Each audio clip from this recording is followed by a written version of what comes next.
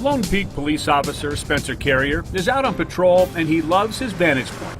I can see so much more, I can smell so much more, hear so much more, and so I love motorcycles. So he says being a motorcycle cop allows him unique opportunities. I can interact with people. You know, if I come to a stoplight and they're, texting on their phone, knock on them and say, hey, put it away. While Officer Carrier also patrols in a car, for the most part, he and his 1,000-pound Harley-Davidson serve and protect the citizens of Alpine and Highland, citizens of his hometown. My parents moved here when I was 3 years old, so I grew up, elementary, junior high, high school. All my friends were around here. Carrier completed the police academy and joined Lone Peak PD just 2 years ago. 6 months ago, he was named the department's Officer of the Year. This is the one place I wanted to come back and work just because it's my community.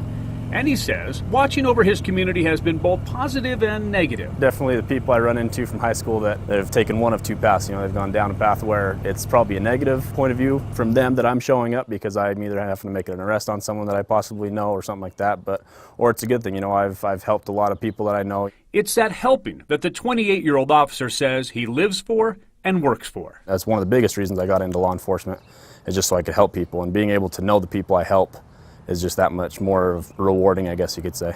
Carrier is the first to admit Alpine and Highland are not the highest crime areas. Obviously a little bit of a smaller community, don't have as much crime as a lot of other cities. But he says officers here deal with crimes just like bigger cities. We have the same calls though, just not as much of a volume of those calls, so we definitely have our share. And he says he's already had a few cases where guns have been drawn and hearts have been pounded. We had a couple of people running from us, and at one point we had to get him out of the vehicle, prone him out on the ground, and have them at gunpoint. So it's just comes with the career and the job. And fortunately, those type of cases don't happen that often here.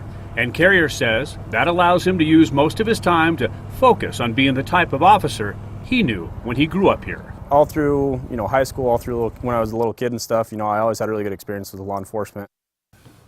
Officer Carrier talks about being named Officer of the Year for his department and how Las Vegas cops helped him make his decision to get into police work in our web extra. You can check it out and nominate an officer for a future Behind the Badge story by going to goodforutah.com/badge.